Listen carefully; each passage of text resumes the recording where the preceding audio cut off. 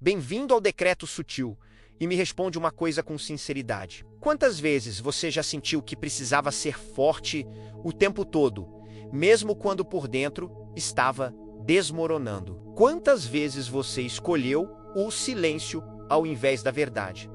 Só para não decepcionar ninguém, porque é exatamente aqui que começa a história de Alec Lightwood, um dos personagens mais intensos e silenciosamente poderosos de Shadowhunters. E talvez o mais perigoso de todos, não pela espada que carrega, mas pelo que reprime dentro de si. Hoje você vai entender por que o arquétipo do guardião nele não é só sobre proteger o mundo, mas sobre esconder a própria alma. E se você prestar atenção até o final, pode ser que você descubra algo sobre você que estava tentando ignorar há muito tempo. Alec Lightwood não é apenas um guerreiro, ele é a personificação viva do conflito entre dever e verdade interna. Ele nasceu em uma família onde honra não era uma escolha, era uma regra absoluta, onde sentimentos eram fraqueza e vulnerabilidade era quase um pecado. Desde cedo ele aprendeu que amar podia ser perigoso e que ser quem ele realmente era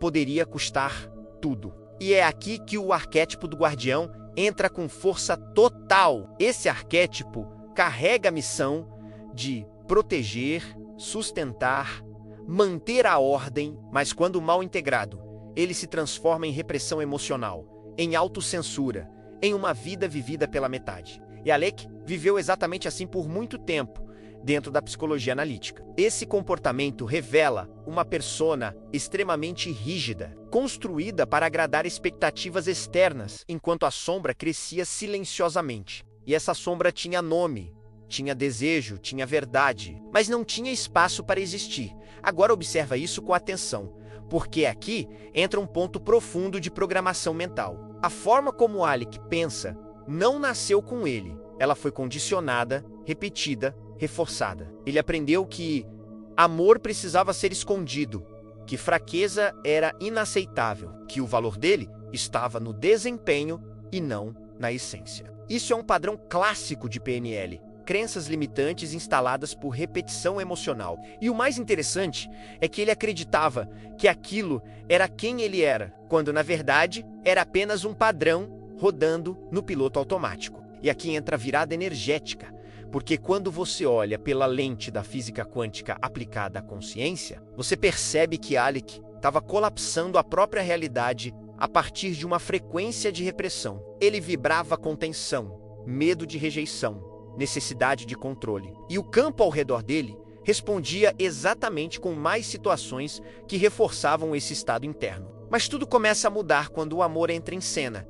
Um amor que confronta, que expande, que obriga ele a olhar para dentro. E aqui está um dos pontos mais fortes para o público LGBTQIA+, porque Alec representa aquele momento em que você precisa escolher entre continuar sendo aceito ou finalmente ser verdadeiro. E essa escolha envolve medo, perda, julgamento, mas também libertação. E é nesse ponto que ele começa a sair do poder reativo e entra no poder consciente. Mudando sua postura, suas decisões e sua presença, Alec é um exemplo claro de construção de identidade.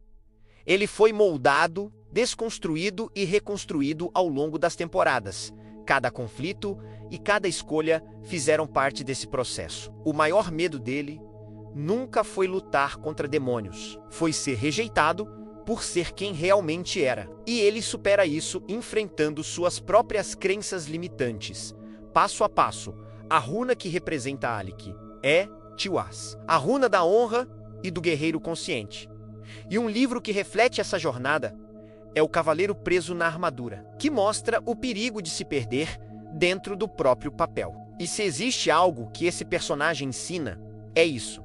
Ser verdadeiro pode ser assustador no início, mas é libertador no longo prazo. Então, se isso fez sentido para você, se inscreve no Decreto Sutil. Porque aqui a gente não fala só de personagens, a gente fala de você.